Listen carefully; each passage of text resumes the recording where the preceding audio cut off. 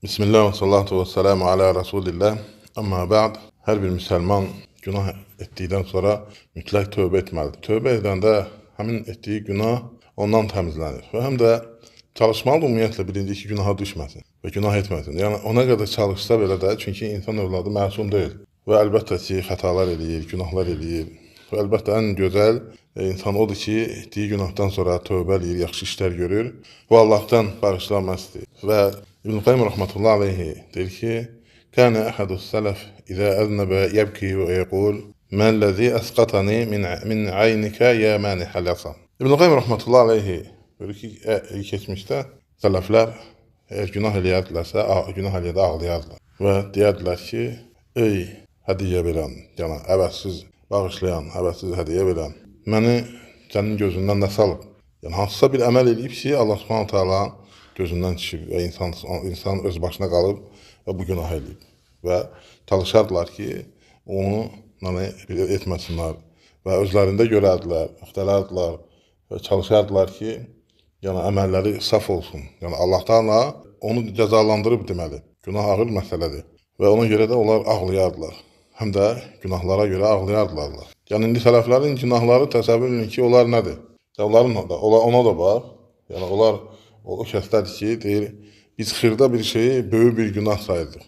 Yəni, dəhşətli bir şəkildə. Amma siz deyir, böyük günahları elə bir ki, burnunuzun ucundan çək keçir, verən kimi edirsiniz. Yəni, ona görə onlar daha saf idilər, daha Allaha yaxın idilər, Allaha yaxınlaşmağa çalışırdılar və xeyir işlər görürdülər və görürsən ki, günah eləyəndə ağlayardılar və Allah Subhanahu bağışlanmaq istəyərdilər. Ona görə də insan tövbə eləyərsə, əlbəttə ki, onun qəlbi təmizlənər və onun qəlbində olan o ləkə, necə ki, Rasulullah sallallahu aleyhi ve sellem buyurur, eğer insan günah eləyərsə, onun qəlbinə bir qara nöqtə düşür.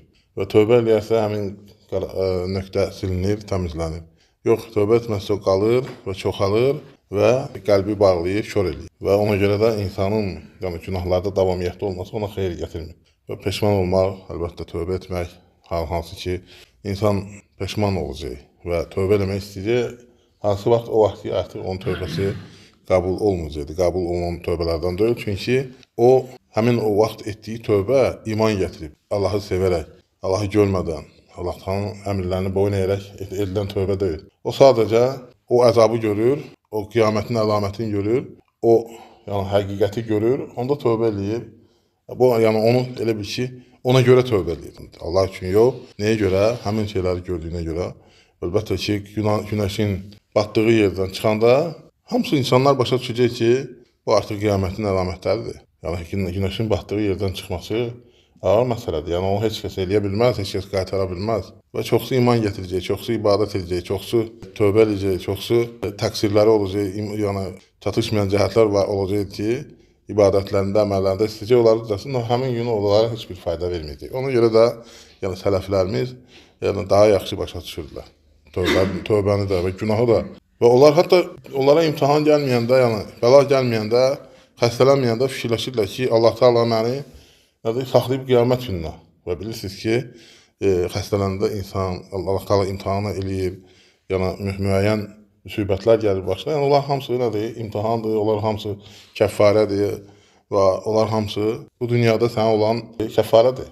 Və onlar o gəlməyəndə fikirləşirlər ki, şübhələnirlər ki, artıq yəni Allah Taala məndən üz çevirib ki, yəni məni buraxıb başına və sonra hesaba çəkəcək. Bunlar hamısı sorğu-sual olacaq. Əlbəttə ki, insan hansısa günah eləyəndə nəticə çıxarmalıdır. Fikirləşir, nəticə çıxarır. Görürsən nə deyir?